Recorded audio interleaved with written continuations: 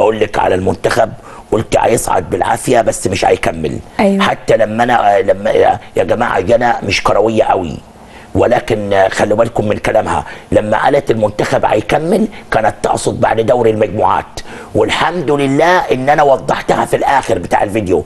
لما قلت لك دوري المجموعات رحت قلت لي ايه؟ قلت لي هيصعد ويركن. ويركن، ايوه صح. طب انت جبت حصل. الكلام ده ولا نسمع الاول؟ لا اسمع، اوكي انا معاك. نسمع الاول ولا تعلق الاول؟ انا عايزه انام. انت كل ما اجيبك تقولي لي انام واعمل يا كابتن انت ركزي يا جنى بقى. يا كابتن انت يا جنى ركزي، كان بتقعدي تعملي حسابات وانت قاعده بتكهربي لي حياتي. بس طلعت كلها ايه؟ بطلي تكهربي الاستوديو كل ما تيجي يا جنى. حاضر. طب نشوف اول فيديو. اخدك للمنتخب. ماشي اوكي يلا. منتخب مصر رايح كاس الامم الافريقيه في كوت ديفوار خلال ايام. المنتخب هيكمل، واخباره ايه في البطوله دي؟ توقعاتك. اللي في معلش بعد اذنك كاس الامم الافريقيه. كاس الامم الافريقيه اللي في كوت ديفوار من 12 او خلال ايام لغايه 21 فبراير. لغايه 21 فبراير. حساباتك ايه بقى؟ حساباتي ان هو خرج من مشاكل كتير وفي حاله هدنه، فانا بقول ان برضو في برضو دعم ليه الفتره دي. يعني ممكن المنتخب يكمل؟ المنتخب هيكمل. طيب لكن ممكن يفوز ببطوله الامم الافريقيه؟ لا.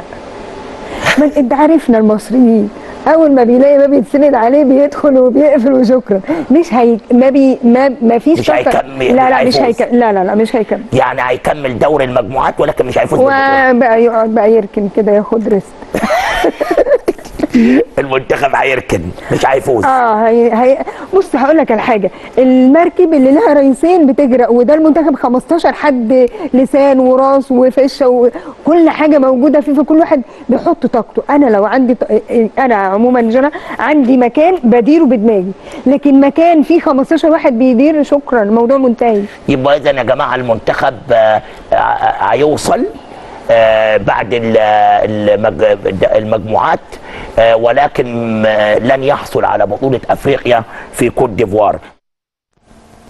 قالت لك جنى يصعد مجموعات ويركن. وركن ولا ما ركنش؟ ما ركن وبفضيحة. طب يعني ايه انت كنت بانيه ده عليا؟ احنا في حاجه اسمها علم ارقام، وعلم الارقام ده مش بيبقى مبني، هي حسابات، ولكن هو احنا اولا هم يوم ما خسروا ماتش كان اكتمال قمر، وكان مواجهات فلكيه صعب جدا، رغم ان بص الضربات الترجيح والوقت الاضافي فكل ده دي مواجهات اسمها مواجهه، يعني انت خلص الماتش بتاعه وابتدى يدخلوا في مواجهه، بدليل ان ضربه وضربه ومش عارفه ايه، وفي الاخر جابوا جبل فضحنا. اهدى يا جنى. انا هديت اهو. طب ايه سر ابو الجبل رايح يمين في كل الضربات ويلعب يمين؟ قدروا. لا بجد والله. لا انا ما اقدرش اقول على حاجه، ولكن في حاجات كده ينفع اتكلم فيها وفي حاجات ما ينفعش، وبرده مش عايزين حد يكرهنا، صح ولا لا؟ لا ما بصي مش عايزين دبلوماسيه. لو عندك معلومه قوليها. ايه موضوع اليمين؟ يعني لاعب الخمس ضربات يروحهم يمين، ولما يشوت يمين. بس صلي على النبي، انا هقول حاجه وبجد، كل واحد لازم يبقى عنده تحصين، يعني هو لو كان عندنا وصد الضربات والكلام ده وكان يمين كلنا كنا هنسقف له ونبقى حاطينه فوق دماغنا. حقيقه ماشي مع وفي علم البلاغه لكل مقام صحيح. ما صدهمش وراح يمين او امضى. اوكي طب ما هو انا بسال ليه راح يمين؟ ما هو بص انت زي ما بقول لك اسعى يا عبد وانا اسعى معاك. انت مثلا هتعمل تحصين لنفسك، التحصين ده لازم 1 2 3 تمشي عليه، ادب واخلاق ورقي ومفيش نيه وحشه. في كلامك على ابو جبل قلت بيشتغل انه يحصن نفسه كتير، قلتها يحصن نفسه كتير. تحصينه. طب ماشي بقى، يعني هل هو بيحصن نفسه قالوا له روح يمين على طول؟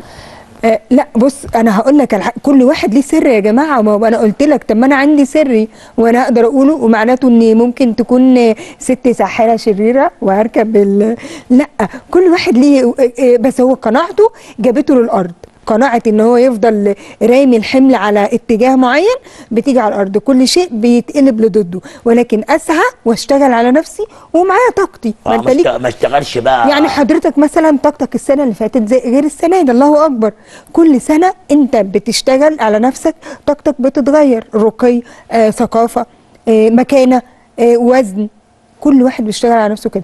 هو اشتغل، بس اشتغل في حته ان هو ايه، اعتماد. الاعتمادي، الراجل الاعتمادي او الست او اي حد اعتمادي لازم هيركن، لازم هيجي وقت ويتفضح. طيب ولكن صح ولا انا؟ طب لما سالتك على جمال علام قلت لي عنده طاقه نفي. منفي. وقعدنا نفسر في طاقه النفي، وانت كالعاده كنت دبلوماسيه، قلت لي مش هيكمل حاجه للاخر. تقريبا قلت حاجه زي كده. على نشوف ده. اوكي اتفضل. يلا. جمال علام رئيس اتحاد الكره. جمال علام ده من الاسماء اللي هو يعني عنده طاقه نفي، في حاجه هتتنفي يعني ايه عنه. طاقه نفي؟ ما هي عشان افسرها، يعني طاقه نفي دي يعني كأن حاجه عايزها تتعمل وناس تقول لا، ناس تقول وناس تقول لا، منفيه، يعني ما تحاولش في حاجه كده، يقول لك ايه يا عم خلاص ده ما تحاولش، في ناس تقول ما تحاولش، هو عنده حاجه يعني في ارقامه او اسمه فما تحاولش، في طاقه نفي. ايه اعمل ايه تاني؟ ايوه هو طاقته فيها نفي وما زالت ومستمره. قلت لك هي في الفتره دي عنده طاقه نفي، هي موجوده معاه مستمره جدا وبقت بقوه، وكأن حد شال ورق من على الشجر كده والشجره بقت صليتي مليتي. ايوه. يعني مفيش فايده. لا ما تحاولش، انا قلتها اكتر من مره، ما فيش محاولاته، هي مش هو عموما الطاقه اللي حواليه. انا لما يا جماعه بتكلم عن حد مش بتكلم عنه شخصيا، انا بتكلم على الطاقه اللي معاه. انا معايا طاقه وحضرتك كلنا معانا طاقات، وطبعا معناها نظيفه بتبقى طاقات راقيه جدا.